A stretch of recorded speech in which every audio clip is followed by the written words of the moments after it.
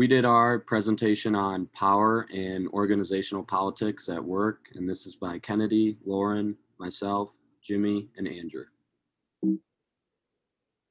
Sorry, hold on.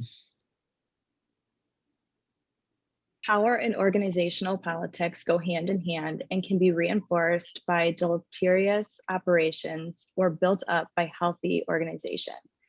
Power is the ability to influence others and can have a positive or negative consequences. It is strengthened by dependency, which is heightened through scarcity, importance, and substitutability. Political behavior is a result of individual or organizational antecedents.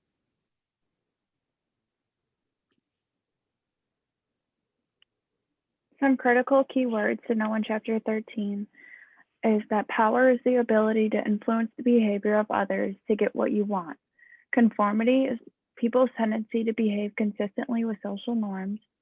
Dependency is the more that a person or unit depends on you, the more power you have.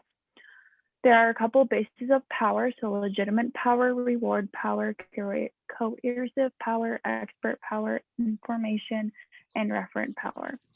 There's 3 different kinds of influence tactics: resistance, compliance, and commitment.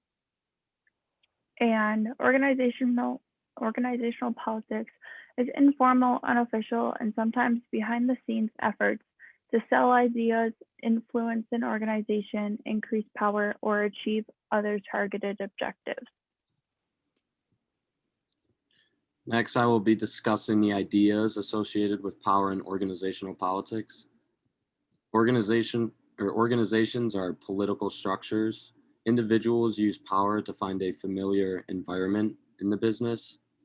Many of these organizations provide a power base for individuals, and the ultimate goal of these companies or organizations is to create a surplus of income over costs, and they want to meet the needs in the marketplace, and these needs often vary and change from time to time.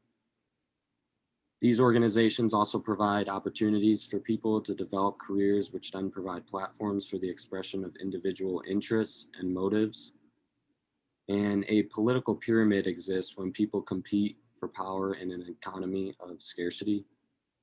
And with the economy of scarcity, these organizations distribute authority in a formal organization structure.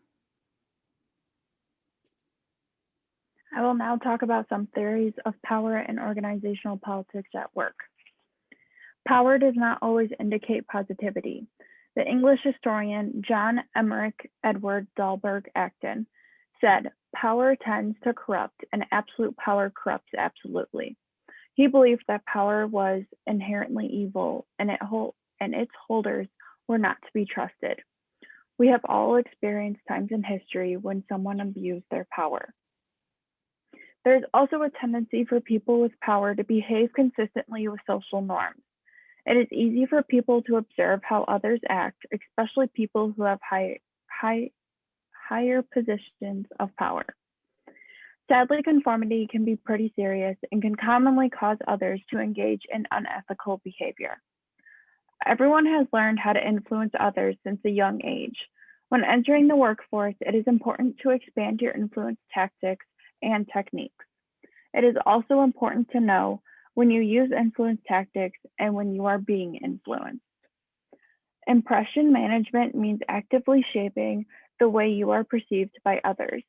You can influence the impressions of others by how you represent yourself at work, on social media, and by the clothes you wear. The most effective approach to impression management is to do 2 things at once: build credibility and maintain authenticity. Harvard Business School professor Laura Morgan Roberts said, "When you present yourself in a manner that is both true to self and valued and believed by others, impression management can yield host of favorable outcomes for you, your team, and your organization." Political skill is known as people's interpersonal style, including their ability to relate well to others, self-monitor, alter their reactions depending upon the situation they are in, and inspire confidence and trust. Studies have found that individuals who are high on political skill are more effective at their jobs and influence their supervisors. These ideas and theories tie in with some of our weekly case memos. SAS is an analytical software company whose leaders attribute the success of the company to allowing employees more freedom and power to take risks. Indra Nui has forged her own path in the business world. She began initiatives at PepsiCo to deal with obesity and environmental sustainability. She used her power when she became CEO to ensure a raise for the other candidate for the position. And she seeks advice from others when the matter requires expertise. Dale Carnegie wrote How to Win Friends and Influence People in 1936, and it is still valid today. It teaches the reader how to increase their own reverent power. Reverent power is positive, unlike other types of power. It is based on personal characteristics such as how others like and respect you. To recap, power is the ability to influence the behavior of others to get what you want. Depending on the company, power can come in many different forms, and it can be both positive and negative. One positive is it can lead to an entire organization moving in the same direction to achieve goals. The person in power can put a system in place, and if the entire company is able to buy in, they could achieve their goals. Another positive is there is less stress on the person in charge because things will be done their way. The person in power can always seek out information, but ultimately the final decision is in their hands. Finally, another positive is getting your voice heard and seeing your ideas come to life. Everyone wants to feel like they are getting their opinion heard. And when you're in power, you know for a fact that people are listening. And not only are people listening, but they are more inclined to believe what you're saying and put your ideas into action. With power, however, there are some negatives that are worth noting. One negative is power can be easily abused. This can lead to anarchy and things will not be done as effectively, and it can also lead to corruption.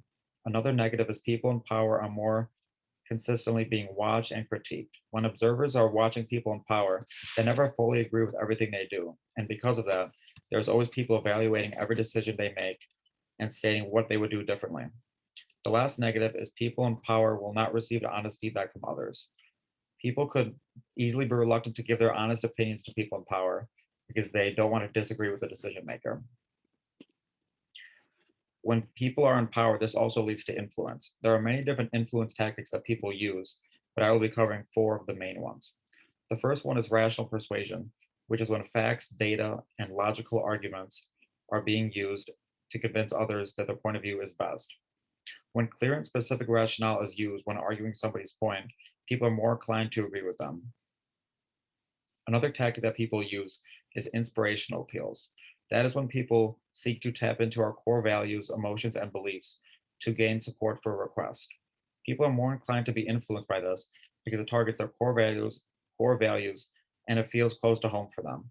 Another tactic is called exchange, which refers to give and take, in which someone does something for you and you do something for them in return.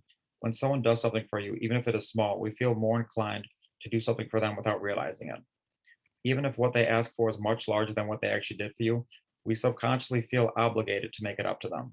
The last tactic I want to discuss is pressure, and that is when you influence someone to do something you want them to do and telling them bad things will occur if you don't do it for them. This can be done through threats or frequent interactions with the same person until they eventually agree. People are more inclined to cave into this tactic because they start to fear when they think of the possibility of not doing the task you ask them to do. So how may this impact or influence managers' decisions? Managers are impacted on the different use of power. Legitimate power is the power from an individual role or position. Manager can assign projects. Bill Gates used this power or this tactic to assign his employees, assign projects to get them done. Reward power, gaining rewards, pay raises, and promotions. Bill Gates also used this tactic for pay raises and promotions. They would also get some stock. Coercive power, the ability to take something away for non-compliance, work through fear. Steve Jobs was kind of known for this. He would yell at his employees and yell at them, threatening them that he would fire. Expert power, power that comes from knowledge and skill, knows what the customer wants. Jeff Bezos succeeds from this. It helps the long term for the company. Information power, power that comes from access to specific information. Knowing price information gives a person information power during negotiation. This can really help a manager's decision because it helps them know the company and lead them to their decision. And then reference power, power that stems from personal characteristics. So if you're likable, well respected, you will make the final decision. Having a social network is very important because it can help you receive and hear about jobs. A social network is a visual map of relationships between individuals. Not all the people you network you have to be best friends with. In fact, many of the people you will most likely meet, you will have weak ties with. Weak ties are when you have less frequent conversation with someone, and there is not a ton of emotional support between the two parties. However, these are much more easy to attain, and they're very helpful to have, especially having weak ties in your industry. It helps to know people so you can further your career by also learning new things along the way. Weak ties are the opposite of strong ties, which is when two parties provide emotional support for one another and are close. These are very much harder to attain, so it is most realistic if you have more weak ties. One thing that has made it a lot easier to meet people in your industry is social media. If it's Facebook or Instagram or LinkedIn, there's many more opportunities to connect with people you might not have met otherwise. This is a huge perk to social media since it connects people all around the world. Building your own network is essential, and social media is one thing that could really help you. Other things that could help you is getting coffee or getting lunch with someone in your industry or someone new, or meeting your coworkers outside of work and getting to know them on a deeper level. Thank you.